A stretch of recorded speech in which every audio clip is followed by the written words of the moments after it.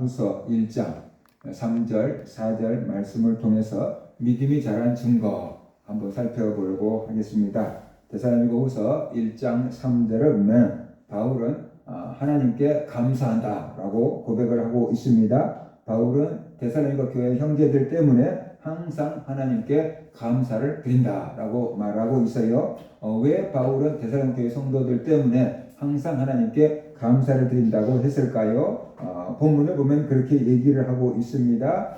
데살로니가 교회 성도들의 믿음이 더욱 자라고 그리고 데살로니가 교회 성도들끼리 서로 사랑함이 풍성하기 때문이다라고 지금 말하고 있습니다. 그러니까 바울이 데살로니가 교회 소식을 들으니까 데살로니가 교회 성도들의 믿음이 더욱더 자랐구나라는 것을 깨닫게 됐고 데살로니가 교회 성도들이 서로 사랑하게 되었구나라는 것을 깨닫게 된 거죠. 분명히 바울은 데살로니가 교회 성도들끼리 서로 사랑하라고 데살로니가 교회 전서를 통해서 말씀을 했잖아요. 그러니까 바울의 말씀을 듣고 그것을 실천해서 서로 사랑하는 교회가 되었다. 그러니까 바울 입장에서 내가 편지를 보냈는데 그들이 내 말씀을 따르려고 애를 쓰고 있구나. 그래서 서로 사랑하게 되었구나 라는 것을 깨달은 거죠. 그래서 바울이 내가 편지를 써보낸 게 헛수고가 아니었고 저들이 지금 나를 사도로 인정하고 있고 내 말을 하나님의 말씀으로 받아서 순종하려고 애쓰는구나 라는 것을 알게 된 거예요. 그러다가 보니까 하나님께 감사하게 된다라고 지금 말하고 있어요. 하나님께 감사하는 것이 당연하다라고 지금 말하고 있습니다. 왜 하나님께 감사하는 것이 당연하다고 했을까요? 그들이 바울의 말을 사람의 말로 듣지 않고 하나님의 말씀으로 듣고 서로 사랑함에 이르렀기 때문에 바울은 하나님께 감사한 거고 그것이 당연하다 그랬어요. 왜냐 그러면은 하나님께서 데살로니가 성도들에게 바울의 말을 하나님의 말씀으로 받아들일 수 있게 하고 순종하고 서로 사랑할 수 있는 마음을 주었기 때문이다라고 바울은 생각한 거예요. 그래서 하나님께 감사한다. 그 감사하는 것이 당연하다라고 지금 생각을 하게 된 거지요. 사람들은 데살로니가 성도들은 우리가 사랑하려고 애쓴 거야. 당연히 그랬겠죠. 마음에 안 들고 뭔가 그동안에 불편했던 사람들이 있었어요. 그런데 바울의 편지를 받아들고 그래 순종해야지.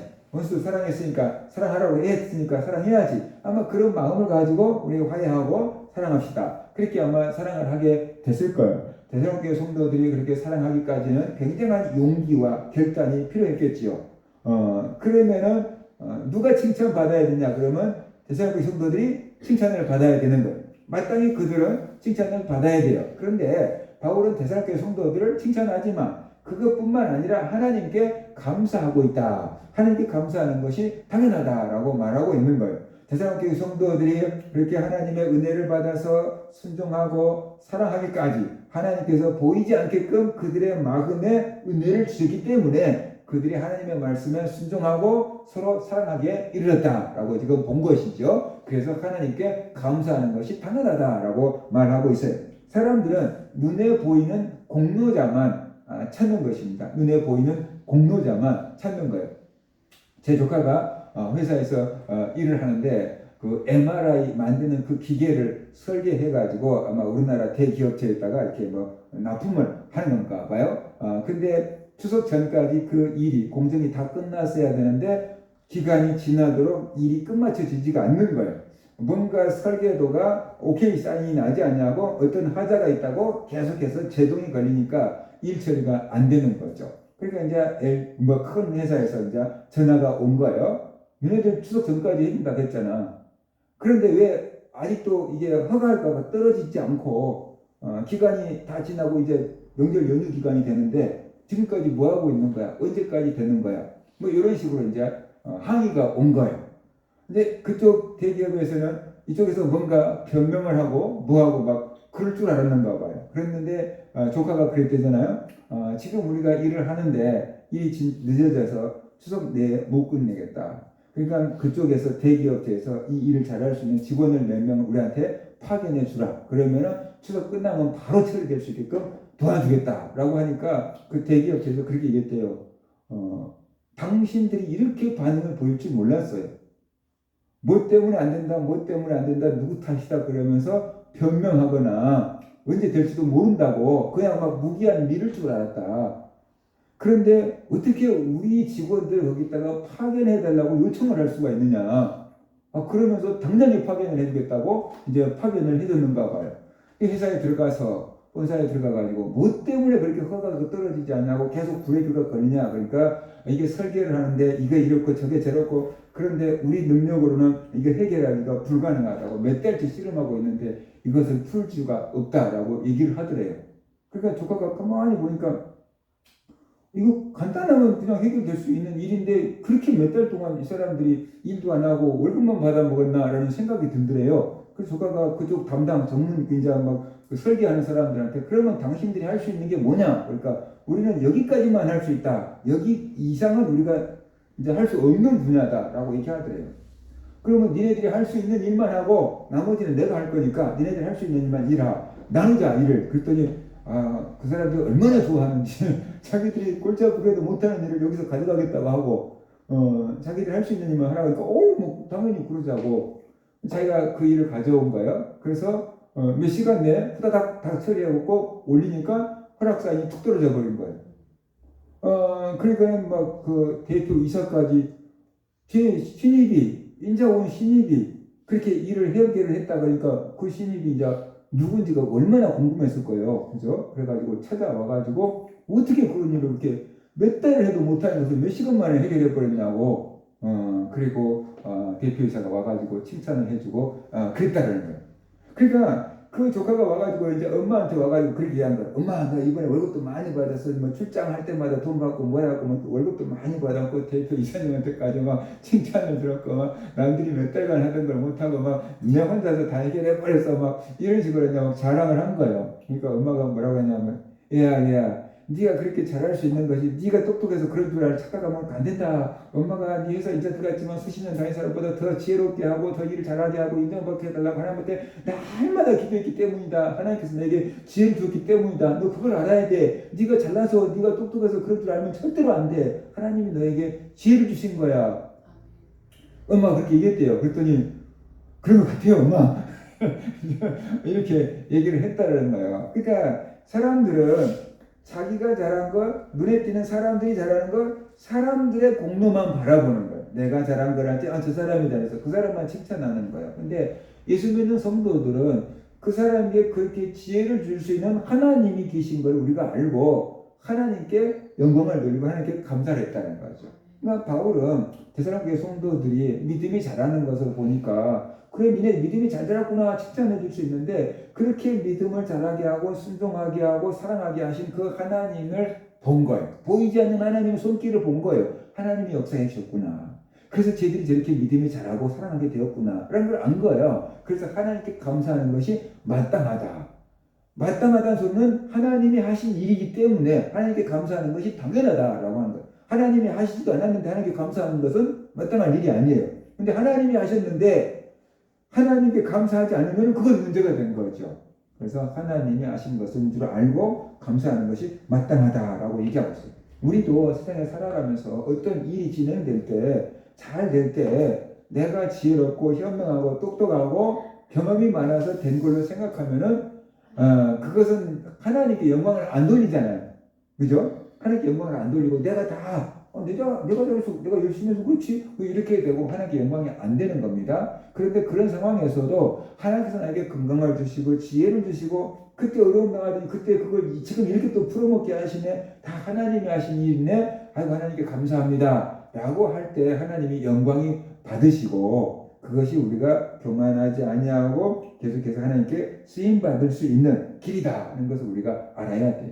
생각해 보세요. 잘 나가는 사람들이 있잖아요. 정치적으로, 사회적으로, 경제적으로 잘 나가고 똑똑한 사람들 있잖아요. 그런데 그 사람들이 그렇게 잘 나가고 똑똑하고 사회에서 인정받는 사람이 되기까지는 누구의 헌신이 있었겠죠. 부모님들의 헌신이 있었겠죠. 나와서 기르고 입히고 먹이고 공부 가르쳐주는 부모님들의 사랑과 헌신과 기도가 있었을 거예요. 그렇기 때문에 그들이 이 사회에서 인정받는 사람으로 유명한 사람으로 살아가는 것이죠. 그러니까 자기가 혼자 잘 됐다라고 생각하면 안 되는 거고 부모님이 잘 길러주시고 잘 낳아주시고 교육시켜줬기 때문에 이 정도까지 된 거다라고 생각하고 부모님의 은혜를 잊지 않아야 된다는 거죠.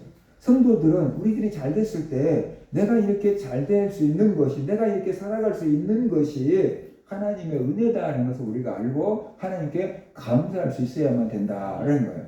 내가 남들보다 유명해지지 않았고 남들보다 내가 잘 나가지 못했다고 할지라도 이렇게라도 살아갈 수 있고 이렇게라도 공부할 수 있고 이렇게라도 일할 수 있는 것 이렇게라도 신앙생활 할 수 있는 것이 하나님의 은혜다라고 생각하고 우리가 하나님께 감사할 수 있어야 된다는 것이 그것이 보이지 않는 하나님의 손길을 믿음의 눈으로 바라보고 사는 것이고 그렇게 할 때 우리가 하나님 앞에서 교만하지 않고 겸손한 신앙생활을 유지할 수 있고 잘 나가도 교만하지 않고 하나님께 영광을 돌리면 그 사람은 계속해서 하나님의 은혜와 복을 받아 누릴 수 있게 되는 것입니다.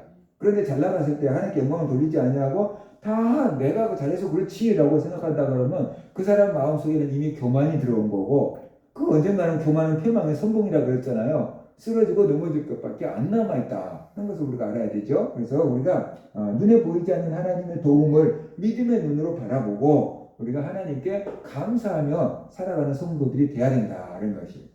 그래서 바울은 데살로니가 성도들의 믿음이 자라는 것을 보고 하나님께 감사하는 것이 마땅하다라고 했어요.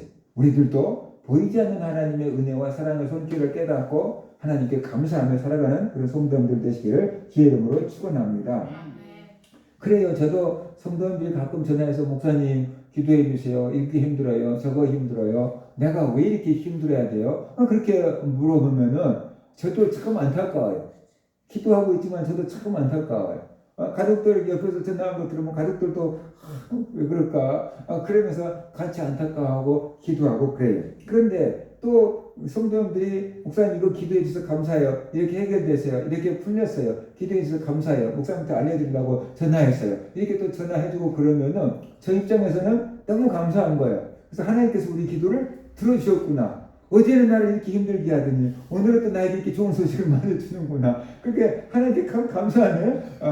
그렇게 하나님께 감사하고 가족들이 같이 기뻐하고 감사 제목을 나눌 때 같이 나누고 그렇게 살아간다는 것이죠. 그러니까 하나님이 도와준 것이 우리 눈에 보이지 않을지라도 하나님께서 보이지 않게끔 이렇게 일을 해주셨구나. 도와주셨구나. 우리가 안타까운 마음을 보고 하나님께서 역사해 주셨구나. 그런 것을 깨닫고 우리가 감사하며 살아가는 것. 그것이 믿음의 눈으로 하나님을 바라보고 사는 것이다. 이런 것을 우리가 알아야 됩니다.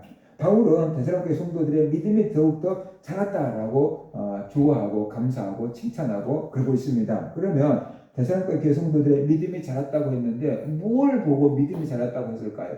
무엇 때문에 믿음이 자랐다고 했을까요?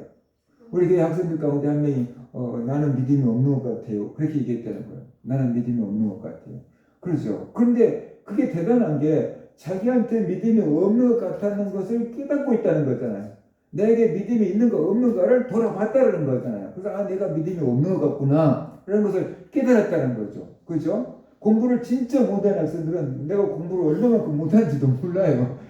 좀 해야지 내가 이건 알고 이건 모르구나 라는 걸 아는 거잖아요. 이게 교회를 다니다가 보니까 내가 믿음이 없는 것 같아 라는 것을 깨달았고 또 어떤 학생들은 내가 믿음이 식었구나 라는 것도 깨달을 수 있는 거예요. 그것은 자기를 돌아볼 줄 알기 때문에 믿음이 없는 것 같다, 식어진 것 같다, 믿음이 좋은 것 같다 그렇게 알 수 있는 거잖아요.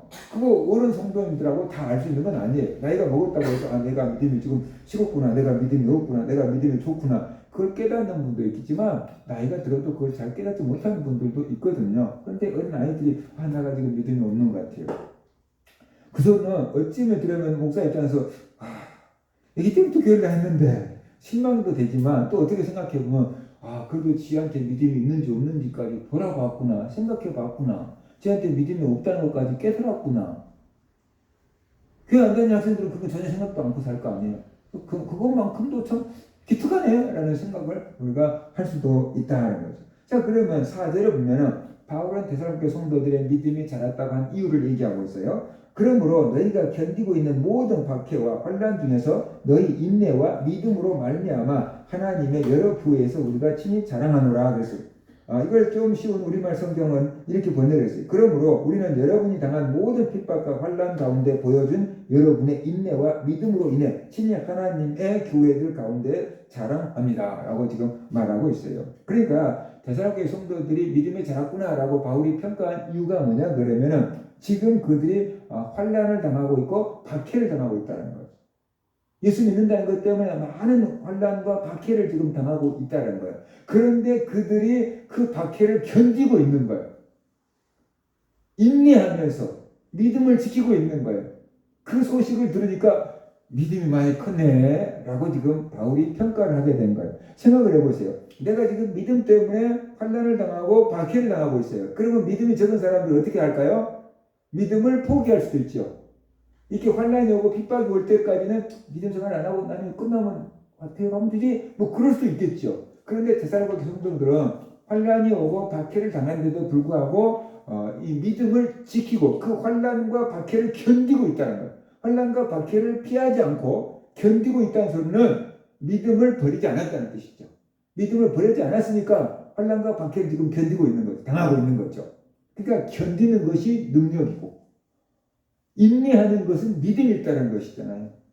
그 기도를 해가지고 응답이 안 오면은 얼마를 버틸 수 있는가 하는 거예요. 기도했는데 당장에 응답이 안 오면 믿음 없는 사람은 에이 기도해도 소용없네 라고 해요. 근데 믿음이 좋은 사람들은 언젠가는 오겠지 그러면서 계속 기도하고 있는 거예요. 인내할 수 있다는 거예요. 어린 아이들은 그냥 뭐 사달라는 거 안 사주면 그냥 막 마트 바닥에서 막 뒹굴 수 있어요. 그런 애들 있어요. 막 마트 바닥에서 뭐 사자고 물고 막 뒹굴 수 있어요. 근데 어른들은 안 그러죠. 참을 수 있죠. 체면을 볼 수 있죠. 그 성장했기 때문에 그런 거거든요. 그러니까 인내할 수 있다는 것은 믿음이 자랐다. 바울이 데살로니가 성도들이 그 환난과 박해 가운데서 견디고 있고 환난과 박해를 피하지 않고 견디고 있어요. 그리고 인내, 참으면서 믿음을 지키고 있어요. 그런 것을 보니까 아하 믿음이 자랐구나 라는 것을 깨닫게 된 거예요. 평상시에 모든 것이 평안하고 잘 될 때는 다 믿음이 좋은 것 같아요. 다 믿음이 좋은 것 같아요. 그런데 어려움을 당해보고 시험거리를 당해보고 교회가 문제를 당하고 나면은 믿음 좋았던 사람들이 교회 다 떠나가고 나중에 남아있는 사람들만 몇 명 있어요. 그들은 참고 견딘다라고 볼 수 있는 거예요. 그러니까는 환난을 당하기 전에는 연단을 당하기 전에는 핍박을 당하기 전에는 믿음이 진짜 좋은 건지 좋은 척하는 건지 자기도 잘 모르고 성도들도 잘 모르고 목사님도 잘 모를 수 있어요. 그런데 연단을 당하고 환난을 당하고 박해를 당하고 어려움을 시험을 당하다가 보면은 이 사람이 진짜 알곡인지 가라지였는지 쭉정이었는지 아직 믿음이 어렸는지 그게 이제 드러나는데 그게 연단을 통해서 드러난다는 거예요. 우리가 학생들이 60명, 30명 요즘에 안 되는데 한 클래스에 30명 정도 앉아있는데 딱 처음에 봐갖고는 누가 공부를 잘하는지 모르잖아요. 시험을 한번 딱 보고 나면 얘가 1등이고 30등이구나. 딱 성적을 알 수 있잖아요. 시험을 보면. 그처럼 성도들이 이렇게 앉아있는데 이게 믿음이 누가 좋은지는 잘 몰라요. 근데 어려움을 당하고 나면 이 사람은 믿음이 좋은 사람이구나. 이 사람은 아직 흔들리는 사람이구나. 이거 아니 그냥 쓰러져 버렸네. 그럴 수도 있잖아요. 그러니까 믿음이 좋다는 것은 연단을 통해서 드러나는 것이다. 힘들고 어려운 역경을 이겨내는 것을 보면은 그 사람은 믿음이 좋은 것이고 거기에 흔들리는 것을 보면 아직 믿음이 약한 것이고 뿌리채 뽑혀버렸다 그러면 믿음이 잘 없었던 거다라고 이게 우리가 볼 수 있어요. 데살로니가 교회 성도들은 환난 당하고 정말로 박해를 당하고 있는데 인내하고 믿음을 지키고 있거든요. 그것을 보고 믿음이 자랐다라고 평가하고 바울은 하나님께 영광을 돌리고 감사하고 있는 거다라고 우리가 볼 수 있어요. 그러니까 우리는 여기서 믿음이 성장하는 것이 무엇인지 알아야 된다라는 거죠. 우리가 평상시에는 어려움이 없었을 때는 하나님께 감사하고 하나님께 영광을 돌리는 것이 믿음이에요. 아까도 말씀드렸처럼 내가 잘되고 형통하고 평안할 때 그것이 다 내가 잘해서 그런 걸로 생각한다면 절대로 하나님께 영광을 돌리지 않고 감사를 하지 않아요. 근데 내가 이렇게 평안하고 행복하게 안정되게 살아갈 수 있는 것이 건강하게 살아갈 수 있는 것이 하나님의 은혜다라는 것을 믿음의 눈으로 안다면 하나님께 감사하고 영광을 돌리겠죠. 그것이 평안할 때 믿음을 보이는 것이. 평안할 때 믿음이 좋은 성도들은 모든 영광을 하나님께 돌리고 하나님의 은혜에 감사하면서 살아가는 것이 평상시에는 믿음이 좋은 사람이다라고 볼 수 있어요. 근데 믿음이 안 좋은 사람들은 다 내 자랑만 해. 내가 교회를 얼마나, 내가 뭐 어떻게, 뭐 이렇게 했으니까 막 잘 된 거지, 뭐 이런 식으로 한단 말이에요. 그 사람은 믿음이 좀 어린 사람이다라고 볼 수 있어요. 어려움을 당할 때는 묵묵하게 참고 견디고 기다리는 사람, 믿음을 지키는 사람이 바로 이 믿음이 좋은 사람이고 믿음이 성장한 사람이다라고 볼 수 있어요. 우리도 그런 믿음을 가져야 돼요. 작은 시험에 쓰러지면 안 돼요. 믿음이 굉장히 좋다고 했는데 작은 시험이 나오니까 툭 꺾여버린 사람들이 있어요. 믿음이 굉장히 좋고 직분도 받았는데 뭔가 기분 나쁘다고 훅 털고 나가버린 사람들이 있어요. 그 소리는 참고 견디지를 못한다는 거잖아요. 그러니까 믿음이 아직 어린 거다라고 봐야 돼요. 핍박을 당하면 어떻게 돼요? 툭 꺾여버린 사람들이 있어요. 핍박을 당하면 툭 꺾여버린 사람들이 있어요. 집에서 막 교회 못 가게 하고 알았어요 하고 교회 안 가버린 시댁에서 교회 못 가게 하고 알았어요 하고 안 가버린 사람들도 있고 막 그래요. 그게 핍박을 견디지 못하는 거예요. 그러니까 우리가 믿음이 좋고 믿음이 잘하려고 한다면은 환경이나 감정에 휘둘리지 않는 믿음을 가져야 된다는 거예요. 환경이나 감정에 휘둘리지 않는 믿음이야. 환경이 좋을 때는 신앙생활 잘했다가 환경이 안 좋으면 툭 꺾여버린 것은 아직 연약하기 때문에 그런 것이에요. 기분이 좋을 때는 하나님께 감사하고 막 교회를 열심히 했다가 조금 틀어지고 삐지면은 막 섭섭한 마음이 들면 다 때려쳐보고 안 해! 막 이래버린 것은 믿음이 연약하기 때문에 그런 것이. 내가 기분이 좋을 때든 안 좋을 때든 꾸준한 그래도 내가 이 직분을 맡았으니 해야지 라는 마음을 가지고 하는 것은 그 사람은 그만큼 흔들리지 않는 믿음이 있기 때문에 그런 것이. 근데 상당히 많은 사람들이 감정에 휘둘리죠. 내가 기분이 좋을 때는 그냥 막 열심히 했다가 조금만 안 좋은 소리를 들으면은 안 해. 예전에도 우리가 찬양대 하다가 뭐 찬양 또 틀렸다거나 어쨌다거나 했나 봐요. 안 한다고 그냥 가버린 거예요. 그렇게 찬양대가 뭐 연습을 똑바로 해라 막 왜 틀리냐 그렇게 말하신 분도 지혜로운 것은 아니지만 그 말 들었다고 그냥 놓고 가버린 것도 믿음이 연약하기 때문에 그런 거예요. 그러니까 앞에서 막 찬양할 때는 막 은혜가 있으니까 믿음이 좋은 것 같았는데 사람들이 막 노래 잘합니다고 칭찬할 때는 믿음이 좋은 것 같은데 뭐 연습도 안 해보고 안 맞네 화음도 안 맞네 뭐 이런 말 한 말 들으면 해 꺾여오고 가버린다. 그것은 감정 따라서 막 믿음이 막 들쑥날쑥 하는 거잖아요. 안정감이 없는 거죠. 아직 믿음이 연약한 거다라는 것을 우리가 알아야 돼요. 근데 오늘날 한국에 많은 성도들이 그 감정에 따라서 막 휘둘려요. 그래서 교회 시험 들고 옮긴 사람들 하나같이 물어보면 교회에서 시험 들었어요. 교회에서 상처받았어요. 다 상처받았대. 이렇게 상처받아서 교회에 옮겼는데 또 옮기고 계속 그러면서 계속 상처만 받았다.